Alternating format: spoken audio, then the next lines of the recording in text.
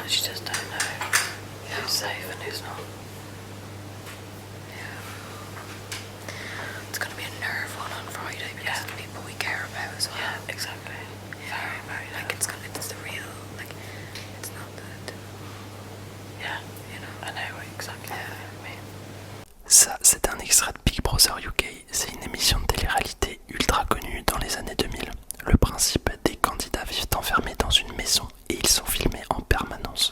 Alors quand il y a des tensions entre certains groupes, on essaye de se faire discret et forcément, on chuchote. En visionnant ce type de passage, c'est vrai que le cerveau de la plupart des gens va se dire « Bon ok, ça m'en touche une sans faire bouger l'autre ». Mais pour une jeune femme de Nottingham en Angleterre dont le pseudo deviendra bientôt Whispering Life, mais la réaction elle est totalement différente. Alors oui, c'est vrai qu'à cette époque, le terme ASMR n'existe pas encore. En fait, on ne l'a même pas intellectualisé. Ça serait comme essayer de comprendre au XVIIIe siècle pourquoi t'as parfois une envie irrépressible d'insulter les gens dans la rue, sans savoir que 2 siècles plus tard, on mettra un nom médical sur ce genre de trouble. Et c'est exactement le cas de l'ASMR, parce que techniquement, des centaines d'années avant YouTube, avant le binaural et avant les roleplays, je te coupe les cheveux pendant 3 heures avec un gros décolleté, Napoléon ou même Jeanne d'Arc ont peut-être ressenti des sensations sans savoir ce que c'était. Bon, ça on en reparlera un peu plus tard dans la vidéo. Bref, en consultant les commentaires, cette jeune anglaise se rend rapidement compte qu'en fait, elle est loin d'être la seule à aimer les chuchotements au point d'en avoir des frissons. Lui vient alors l'excellente idée de chercher une chaîne dédiée uniquement au chuchotement. Et là, rien. Alors elle décide de créer sa propre chaîne YouTube, Whispering Life. Et ce jeudi 26 mars 2009, elle publie ça. Hello. I thought that I'd make some videos of me whispering because I absolutely love listening to people whisper, which is really, really weird.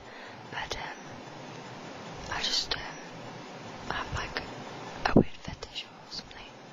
Pour les gens qui regardent la vidéo et qui, sans le savoir, sont réceptifs, c'est une vraie révélation. Alors à ce moment-là, on ne parle toujours pas d'ASMR, on parle plutôt de vidéos de chuchotement. C'est maladroit et c'est parfois très mal filmé, mais ça marche. Le problème, c'est que personne n'arrive vraiment à donner un nom sérieux à ce phénomène.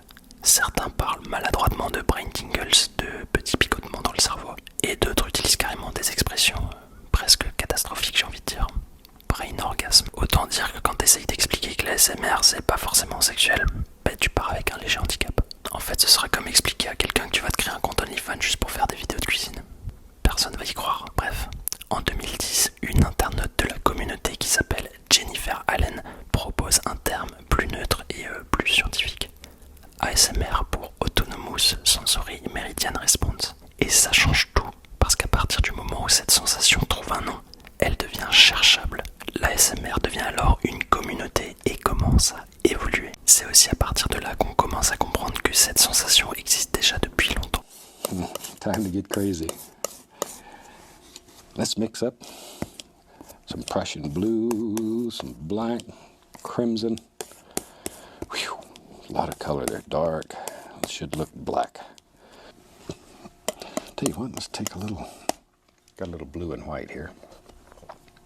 Since this is such a cold looking painting, I'm gonna just use that color to make the indication of a few little trunks here and there. Use brown, but I want this painting to stay cold. Lui, c'est Bob Ross. Et si Internet l'a autant associé à l'ASMR, c'est pas seulement parce qu'il parle doucement, c'est parce qu'il réunit presque tous les déclencheurs classiques, sans jamais les forcer. Et ça, c'est le Graal de l'ASMR, le non intentionnel. Et on peut même se demander si une partie de sa notoriété ne venait pas déjà de là. Et si on veut remonter encore plus loin, il y a un exemple assez fou. En 1925, Virginia Woolf publie Mrs. Dalloway.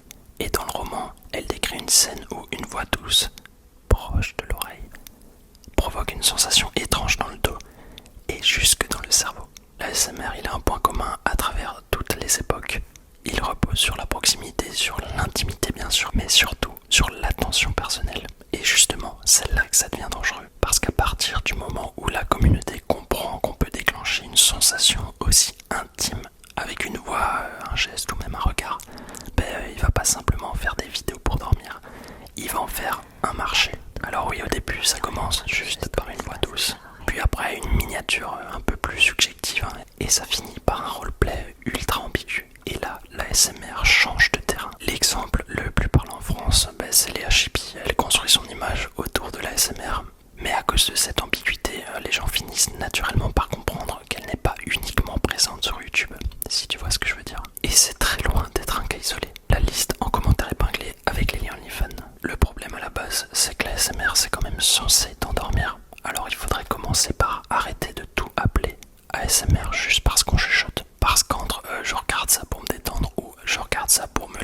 chose, il y a quand même la terre du milieu entre. En fait, personne n'est en train de le voir venir, mais petit à petit, l'image de l'ASMR est en train de changer. Parfois en bien, parfois en mal. Et si finalement l'ASMR le plus puissant, ce serait celui qui n'essaye